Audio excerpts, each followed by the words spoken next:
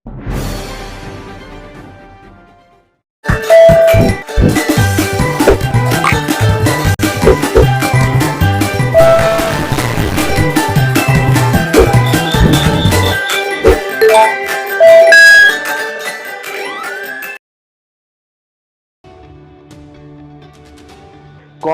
ने पूर्व नियंत्रक एवं महालेखा परीक्षक विनोद राय द्वारा 2G स्पेक्ट्रम आवंटन मामले को लेकर किए गए वादे पर पूर्व सांसद संजय निरुपम से माफी मांगे जाने के बाद कहा कि राय के इस माफीनामे से पूर्व प्रधानमंत्री मनमोहन सिंह और पूर्ववर्ती संप्रंग सरकार को बदनाम करने के लिए चलाए गए सारे झूठ बेनकाब हो गए हैं।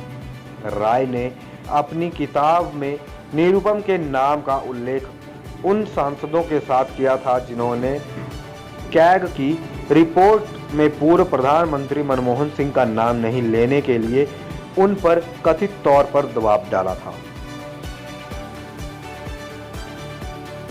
बड़ा षड्यंत्र हुआ इस देश में और उसका धीरे धीरे पर्दाफाश हो रहा है और उसके बारे में बात करना जरूरी है। तो मुझे ऐसा लगता है कि 2010 से 2014 के बीच में एक बहुत बड़ा षड्यंत्र, एक बहुत बड़ी साजिश रची गई चुनी हुई कांग्रेस की यूपीए सरकार के खिलाफ और उसके कहीं ना कहीं मुख्य संचालक, उसके कहीं ना कहीं मुख्य कठपुतली कह लूं, वो श्री विनोद राय जी थे जो उस समय सीएजी के हेड थे।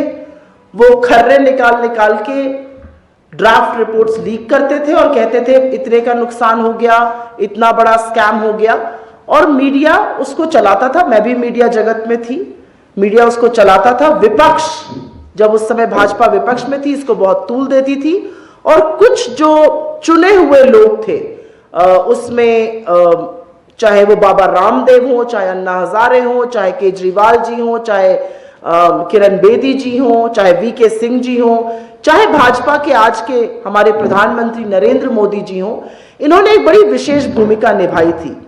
लेकिन मूल मंत्र जो इस पूरे का था वो सीएजी के यहां से आने वाली रिपोर्टें थी।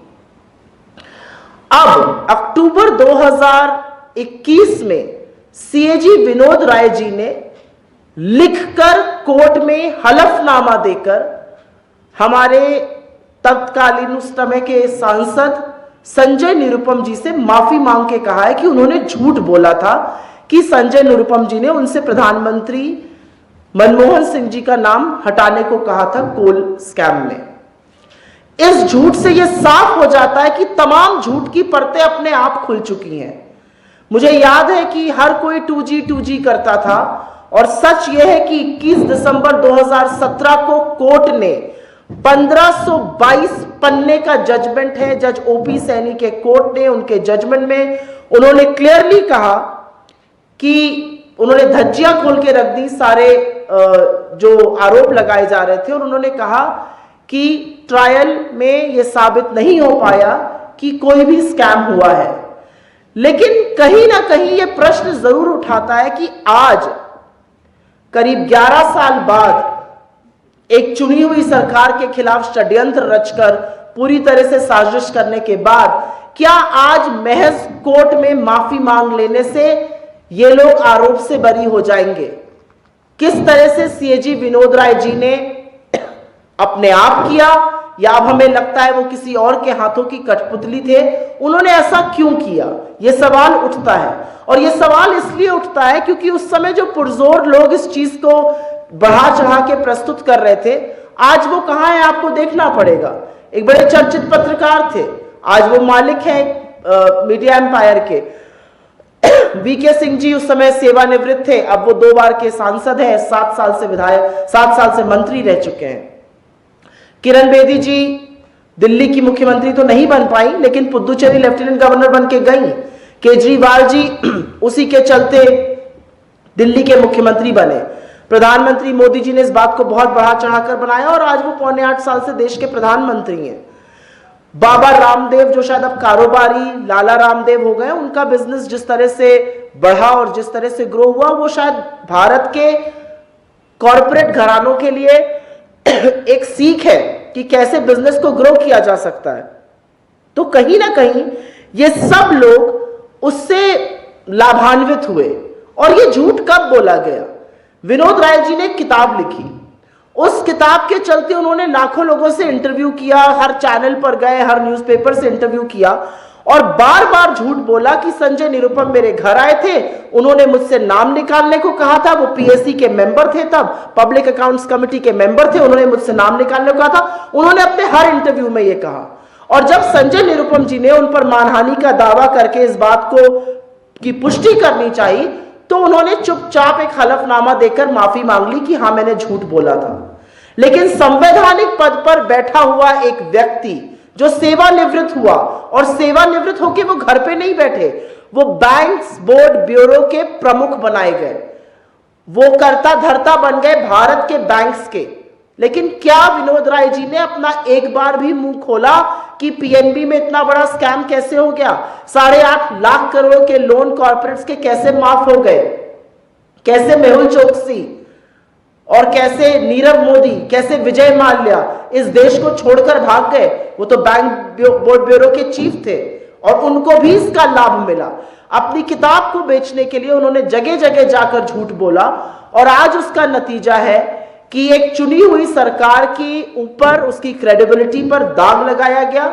लेकिन सच को आंच नहीं है और कोर्ट्स ने, इस देश की न्यायपालिका ने पाया कि यह पूर्णतः मनगढ़ंत है, इसमें कोई स्कैम नहीं था बंदी की। और मुझे ऐसा लगता है कि डॉक्टर मनमोहन सिंह जी ने इसका सबसे सही डिस्क्रिप्शन दिया था जब उन्होंने कहा था यह एक ऑर्गेनाइज्ड लूट और लीगलाइज्ड प्लंडर है। और इसलिए उन्होंने ये कहा था क्योंकि जब नोटबंदी हुई उसके अगले 4 साल में हमारी जो आर्थिक वृद्धि की दर थी वो 8.2 से 4.1 हो गई। और ये कोरोना काल के पहले की बात है। नौकरियां खत्म हो गई, कोरोना काल के पहले ही हमारी बेरोजगारी की दर 45 वर्ष में सबसे ऊपर पहुंच चुकी थी। आज कैश इकोनॉमी में नोटबंदी से ज्यादा है। तो हमने नोटबंदी से क्या अचीव किया? हमने नोटबंदी से मात्र एक चीज अचीव करी कि तुगलकी फरमानों से सरकारें नहीं चलती हैं, सरकारें रणनीति से और सोच समझकर चलाई जाती हैं। क्योंकि अगर आज आप भाजपा में भी पूछिएगा तो उनके पास नोटबंदी के लिए कोई जवाब नहीं है। गोल पोस्ट चेंज होते रहे, पहले कहा गया ब्लैक मनी आएगा, कौन सा ब्लैक मनी आया? 99.9% पैसा सारा आरबीआई के पास वापस पहुंच गया। आज कैश बोलते थे कैश खत्म हो जाएगा, डिजिटल इकोनॉमी बन जाएगी, आज कैश इकोनॉमी में ज्यादा है। टेरर फंडिंग खत्म हो जाएगी, टेरर फंडिंग आज भी हो रही है। 3000 किलो की जो हीरोइन है वो आर्म्स की हीरोइन है, वो पकड़ी जा रही है, उसके बारे में सरकार कुछ नहीं कर पा रही है।